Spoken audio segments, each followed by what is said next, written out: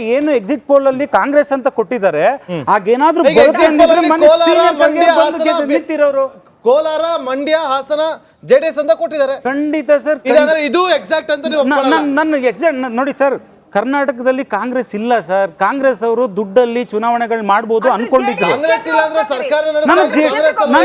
Exit poll ಅಲ್ಲಿ Hassan Mandya Kolar JDS ಕೊಟ್ಟಿದ್ದಾರೆ ಅಂತ ಹೇಳ್ತಿಲ್ಲ ಇದೇ ಮಾಧ್ಯಮದ ಇದೇ ವೇದಿಕೆನಲ್ಲಿ ಹಲವಾರು ಬಾರಿ ಚರ್ಚೆ ಮಾಡಿದೀವಿ ಅವಾಗ್ಲೂ ಹೇಳಿದೀವಿ ಅಂದ್ರೆ ಸರ್ ನಾನು ಹೇಳ್ತೀನಿ ಔಟ್ ಆಫ್ 3 ಅಶ್ವಿನ್ ಅವರೇ ನೀವು ಒಪ್ತೀರಿ ಈ 3 ಕ್ಷೇತ್ರಗಳ ಪೈಕಿ ಎರಡನ್ನಂತೂ ಗೆಲ್ಲುವಂತಹ ಸಾಮರ್ಥ್ಯ ಇತ್ತು ನೀವು ಮೈತ್ರಿ ಮಾಡ್ಕೊಂಡು ಅಡ್ವಾಂಟೇಜ್ ಆಗಿದ್ ಎಲ್ಲಿ ಅಂತ ಅಲ್ಲಿ ಮೈತ್ರಿ ಮಾಡಿದಾಗ ನೋಡಿ ಬೆಂಗಳೂರು ಗ್ರಾಮಾಂತರನ ಜೊತೆ ಗೆಲ್ತಿದೀವಿ ಬೆಂಗಳೂರು ಗ್ರಾಮಾಂತರ ನಿಮ್ಗೆ ಅಲ್ಲಿ ಶಾಕಿಂಗ್ ಆಗುವಂತ ನಂಬರ್ಸ್ ಕೊಟ್ಟಿಲ್ಲ ಬೆಂಗಳೂರು ಗ್ರಾಮಾಂತರ ನೋಡಿ ಫೋಟೋ ಫಿನಿಶ್ ಅಂತಾನೆ ಎಲ್ಲರೂ ಜನರು ಮಾತಾಡ್ತಿದ್ದಾರೆ ಖಂಡಿತ ಗೆದ್ದೇ ಗೆಲ್ತೀವಿ ನಮ್ಮದು ಒಂದೇ ನಿಮಿಷ ಕಾಂಗ್ರೆಸ್ ನಾಯಕರಾಗಿರುವಂತ ಎಂ.ಬಿ. ಪಾಟೀಲ್ ಕೈಗಾರಿಕಾ ಸಚಿವರಾಗಿರುವಂತ ಎಂ.ಬಿ. ಪಾಟೀಲ್ ಅವರು ನಮ್ಮೊಂದಿಗಿದ್ದಾರೆ ಎಂ.ಬಿ. ಪಾಟೀಲ್ ಅವರೇ ನಮಸ್ಕಾರ ಒಂದು ರೀತಿಯಲ್ಲಿ ರಿಯಾಕ್ಷನ್ಸ್ಗಳು ಬರ್ತಾ ಇದೆ ಎಕ್ಸಿಟ್ ಪೋಲ್ನದ್ದು ನಿಮ್ಮ ಪ್ರಥಮ ಪ್ರತಿಕ್ರಿಯೆ ಏನು ಸರ್ ಇದಕ್ಕೆ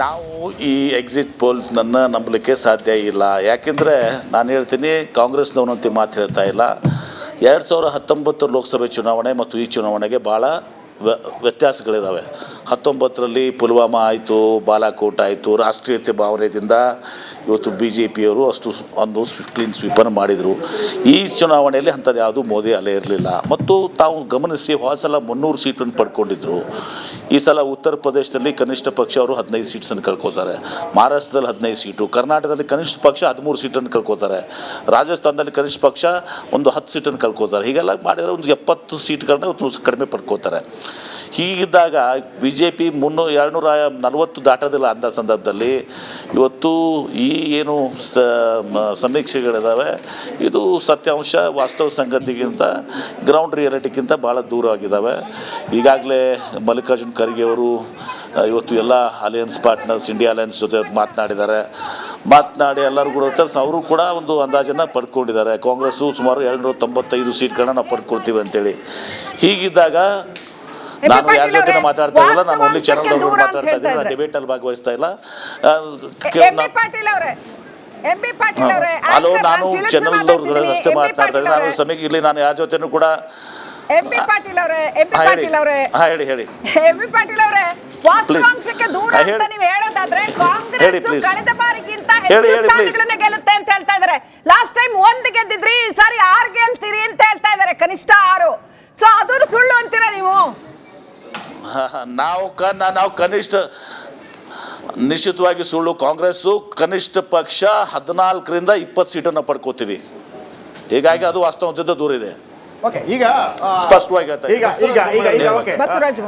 ಬಸವರಾಜ ಬೊಮ್ಮಾಯಿ ಅವರು ಕೂಡ ಜಾಯ್ನ್ ಆಗಿದ್ದಾರೆ ಮಾಜಿ ಮುಖ್ಯಮಂತ್ರಿಗಳು ಎಂ.ಬಿ. ಪಾಟೀಲ್ ಅವರೇ ನಿಮ್ಮ ಜೊತೆ ಕೂಡ ಮಾತಾಡ್ತೀನಿ ಬಸವರಾಜ ಬೊಮ್ಮಾಯಿ ಅವರು ಕೂಡ ಜಾಯ್ನ್ ಆಗಿದ್ದಾರೆ ಬಸವರಾಜ ಬೊಮ್ಮಾಯಿ ಅವರೇ ಒಂದನೇದಾಗಿ ನಿಮ್ಮ ಕ್ಷೇತ್ರದಲ್ಲೂ ಕೂಡ ನೀವು ವಿಜಯ ಪತಾಕೆ ಹಾರಿಸಿದ್ದೀರಿ ಅನ್ನುವಂಥದ್ದು ಮಾಹಿತಿಗಳು ಬರ್ತಾ ಇದೆ ಆದರೆ ಕಳೆದ ಬಾರಿಗೆ ಹೋಲಿಸಿದರೆ 25 ಸೀಟು ಕಡಿಮೆ ಆಗ್ತಾ ಇದೆ ಅಂತೇಳಿ ಆದರೆ ದೇಶದ ಮಟ್ಟಕ್ಕೆ ನೋಡಿದಾಗ ಯಥಾಸ್ಥಿತಿಯನ್ನು ಕಾಯ್ದುಕೊಂಡಿದೆ BJP ಆದರೆ ಕರ್ನಾಟಕದಲ್ಲಿ ಕಡಿಮೆ ಆಗಿದೆ ನಿಮ್ಮ ರಿಯಾಕ್ಷನ್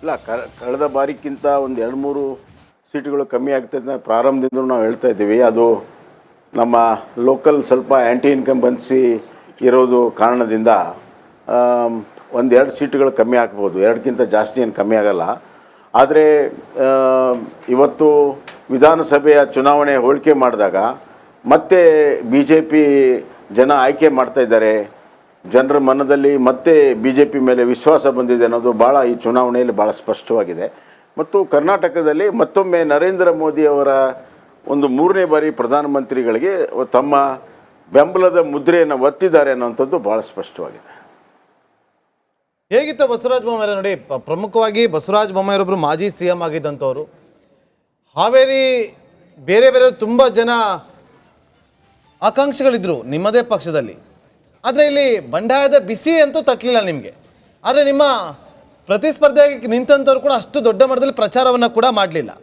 ಇದೆಲ್ಲವೂ ಕೂಡ ನಿಮಗೆ ಪ್ಲಸ್ ಪಾಯಿಂಟ್ ಆಯಿತಾ ಇಲ್ಲ ನೋಡಿ ಮೊದಲೇದಾಗಿ ನನಗೆ ಬಂಡಾಯ ಇರಲಿಲ್ಲ ಬಿಸಿ ತಟ್ಟೋ ಪ್ರಶ್ನೆನೇ ಇಲ್ಲ ಅಲ್ಲ ಗಡ್ಡದೇವರ ಮಂತ್ರಿ ಯಾರು ಅಂತಾನೆ ಎಷ್ಟು ಜನ ಗೊತ್ತಿರಲಿಲ್ಲ ಇಲ್ಲ ಗಡ್ಡದೇವರ ಮಠರು ಅವ್ರ ತಂದೆಯವರು 2 ಬಾರಿ ಶಾಸಕರಿದ್ದವರು. ನಾನು ಈ ಪ್ರಶ್ನೆಗೆ ಈಗಾಗಲೇ ಉತ್ತರ ಕೊಟ್ಟಿದ್ದೇನೆ. ನಾನು ವ್ಯಕ್ತಿಯ ಜೊತೆಗೆ ಸ್ಪರ್ಧೆ ಅಲ್ಲ, ಇಲ್ಲಿ ಕಾಂಗ್ರೆಸ್ ಆಡಳಿತ ಪಕ್ಷ ಕಾಂಗ್ರೆಸ್ಸಿನ ಜೊತೆಗೆ ಸ್ಪರ್ಧೆ. ಮತ್ತು 8ರಲ್ಲಿ 7 ಶಾಸಕರಿದ್ದರು, ಕಾಂಗ್ರೆಸ್ಸಿನ ಶಾಸಕರಿದ್ದರು 8 ಕ್ಷೇತ್ರಗಳಲ್ಲಿ. ಹೀಗಾಗಿ ಅವ್ರದ್ದೇ ಆದಂಥ ಬಲ ಇತ್ತು. ಅದನ್ನು ನಾನು ಎಂದೂ ಕೂಡ ನಿರಾಕರಣೆ ಮಾಡಲ್ಲ. ಆದರೆ ಜನ ನಮ್ಮ ಜೊತೆಗಿದ್ರು, ಅದು ಬಹಳ ಮುಖ್ಯ. ಓಕೆ, ಈಗ ಬಸವರಾಜ ಬೊಮ್ಮಾಯಿ ಅವರೇ, ದೊಡ್ಡ ಪ್ರಮಾಣದಲ್ಲಿ ಬಸವರಾಜ ಬೊಮ್ಮಾಯಿ ಅವರೇ ನೋಡಿ, ಲೋಕಸಭಾ ಚುನಾವಣೆ ಅಂತ ಹೇಳುವಾಗ ನರೇಂದ್ರ ಮೋದಿ ಅವರು ಅಂತ ಹೇಳುವಾಗ ಓಕೆ, ಮತ್ತೊಮ್ಮೆ ಅದೇ ರೀತಿ ಟ್ರೆಂಡ್ ಬರ್ತಾ ಇದೆ. ಕಳೆದ ಬಾರಿ ನೀವೇ ನೇತೃತ್ವ ಇತ್ತು ಕರ್ನಾಟಕದಲ್ಲಿ ಬಿಜೆಪಿ ಚುನಾವಣಾ ಸಂದರ್ಭದಲ್ಲಿ 66 ಬಂತು. ಇದನ್ನ ಯಾವ ರೀತಿ ವಿಶ್ಲೇಷಣೆ ಮಾಡ್ತೀರಿ? ನೀವಿದ್ದಾಗ ಕಡಿಮೆ ಬಂತು, ನರೇಂದ್ರ ಮೋದಿ ಅವರಿದ್ದಾಗ ಮತ್ತೆ ಜಾಸ್ತಿ ಆಗ್ತಾ ಇದೆ. ಕಳೆದ ಬಾರಿ ನಾವು ಸುಮಾರು 5.5% ವೋಟ್ ಕಡಿಮೆ ಬಂದಿದೆ. ಅದಕ್ಕೆ ಒಂದು ಕಾಂಗ್ರೆಸ್ಸಿನ ದೊಡ್ಡ ಅಪಪ್ರಚಾರವನ್ನು ಜನ ನಂಬಿದರು. ಎರಡನೇದು ಗ್ಯಾರಂಟಿಗಳ ಆಸೆ ಜನ ನಂಬಿದರು. ಮತ್ತು ನಮ್ಮಲ್ಲಿಯೂ ಕೂಡ ಕೆಲವು ಸೀಟ್ ಕೊಡೋದ್ರಲ್ಲಿ ಇನ್ನೊಂದರಲ್ಲಿ ನಮ್ಮಲ್ಲಿಯೂ ಕೂಡ ಕೆಲವು ಕೊರತೆಗಳಾಯಿತು. ಆದ್ದರಿಂದ ಅವೆಲ್ಲವೂ ಸೇರಿ ನಮಗೆ ಕಳೆದ ಬಾರಿ ಹಿನ್ನಡೆ ಆಗಿರುವಂಥದ್ದು ಸತ್ಯ. ಈಗ ಅದನ್ನೆಲ್ಲವನ್ನು ಕೂಡ ಸರಿಪಡಿಸ್ಕೊಂಡು ನಾವು ಲೋಕಸಭಾ ಚುನಾವಣೆಯಲ್ಲಿ ನಾವು ಸನ್ನದ್ಧರಾಗಿ ಇವತ್ತು ಎಲ್ಲರೂ ಒಕ್ಕಟ್ಟಾಗಿ ಹೋರಾಟ ಮಾಡಿದ್ದೀವಿ. ಈ ಬಾರಿ ಎಲ್ಲವೂ ಸರಿಯಾಗಿದೆ ಅಂತ ಹೇಳ್ತೀರಾ? ಸಿಟಿ ರವಿ ಅವರು ಪಾಪ ಇನ್ನೂ ಕೂಡ MLC ಆದರೂ ಮಾಡ್ರಪ್ಪ ಅಂತ ಹೇಳಿ ಹೇಳ್ತಾ ಇದ್ದಾರೆ. ಇಲ್ಲ ಅದು ಅಲ್ಲ, ಅದಕ್ಕೆ ನೀವು ಸಂಬಂಧ ಜೋಡಿಸ್ಬೇಡಿ.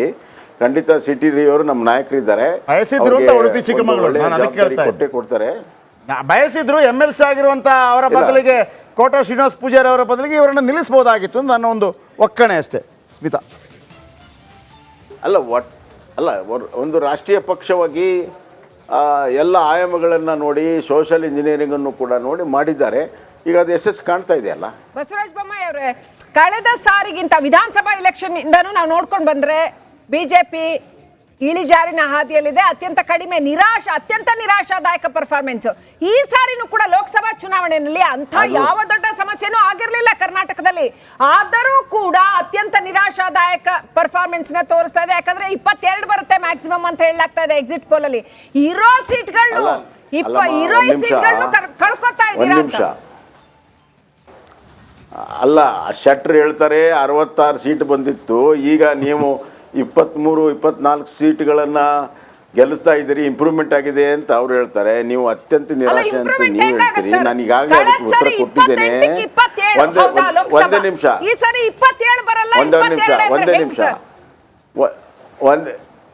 ಒಂದೇ ನಿಮಿಷ 28ರಲ್ಲಿ ಕಳೆದ ಬಾರಿ 25 ಬಂದಿತ್ತು, ಈಗ 2 ಕಮ್ಮಿ ಆಗ್ತಿರೋದು ನನಗೆ ಒಪ್ಕೊಳ್ತೀನಿ.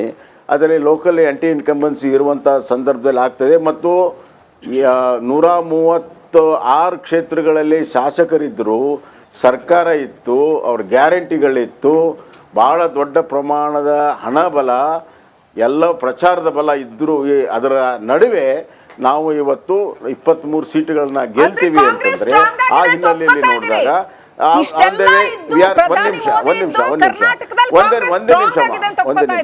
ಒಂದೇ ನಿಮಿಷಮ್ಮ ನನಗೆ ಉತ್ತರ ಕೊಡಕ್ಕೆ ಬಿಡಬೇಕು. ನೀವು ಪ್ರಶ್ನೆ ಕೇಳಿ ನೀವೇ ಉತ್ತರ ಕೊಟ್ರೆ ನಾನು ಏನು ಹೇಳಿ?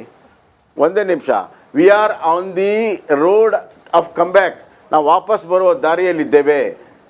ಈಗ ಕಳೆದ ವಿಧಾನಸಭೆಗೆ ಇವತ್ತು ಹೋಲಿಸಿದಾಗ ನಾವು ಕಮಿಂಗ್ ಬ್ಯಾಕ್. ಭಾಳ ದೊಡ್ಡ ಪ್ರಮಾಣದಲ್ಲಿ ವಿ ಹ್ಯಾವ್ ಕಮ್ ಬ್ಯಾಕ್. ಬರುವಂಥ ಮುಂದಿನ ದಿನಗಳಲ್ಲಿ ಮತ್ತೆ ಜನ ನಮ್ಮನ್ನು ಆಯ್ಕೆ ಮಾಡ್ತಾರೆ ಅನ್ನುವಂಥ ವಿಶ್ವಾಸ ನಮಗಿದೆ. Right Bommai sir, before we let you go, ರಾಷ್ಟ್ರೀಯ ಮಟ್ಟದ ಚುನಾವಣೆಯ ಎಕ್ಸಿಟ್ ಪೋಲ್ನ ನಂಬರ್ಸ್ ಅನ್ನ ಗಮನಿಸಿದ್ರೆ ಕಳೆದ ಬಾರಿಗೆ ಈ ಬಾರಿಗೆ ಹೆಚ್ಚಿನ ವ್ಯತ್ಯಾಸ ಏನು ಕಾಣ್ಲಿಕ್ಕೆ ಸಿಗ್ತಾ ಇಲ್ಲ. ಕೆಲವೊಂದಷ್ಟು ರಾಜ್ಯಗಳಲ್ಲಿ ಎಕ್ಸ್ಪೆರಿಮೆಂಟ್ ಮಾಡಿತ್ತು ಬಿಜೆಪಿ ಪಕ್ಷ, ಎಸ್ಪೆಷಲಿ ಡೌನ್ ಸೌತ್ ಮತ್ತೆ ಪೂರ್ವ ರಾಜ್ಯಗಳಲ್ಲಿ.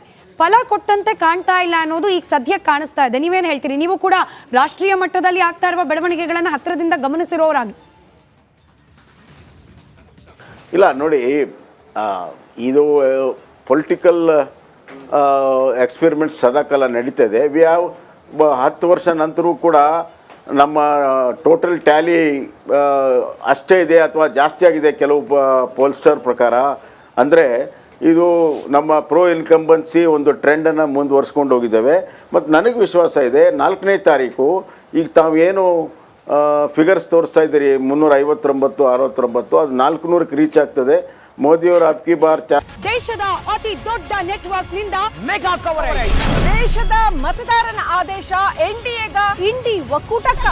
ಲೋಕ ಅಖಾಡದಲ್ಲಿ ಗೆಲ್ಲೋದ್ಯಾರು ಸೋಲೋದ್ಯಾರು? ಕರುನಾಡಿನ 28 ಕ್ಷೇತ್ರಗಳ ನಿಖರ ಫಲಿತಾಂಶ. ಫಾಸ್ಟ್ ರಿಸಲ್ಟ್ ಪಕ್ಕಾ result. Number 1 election team, number 1 network, number 1 coverage.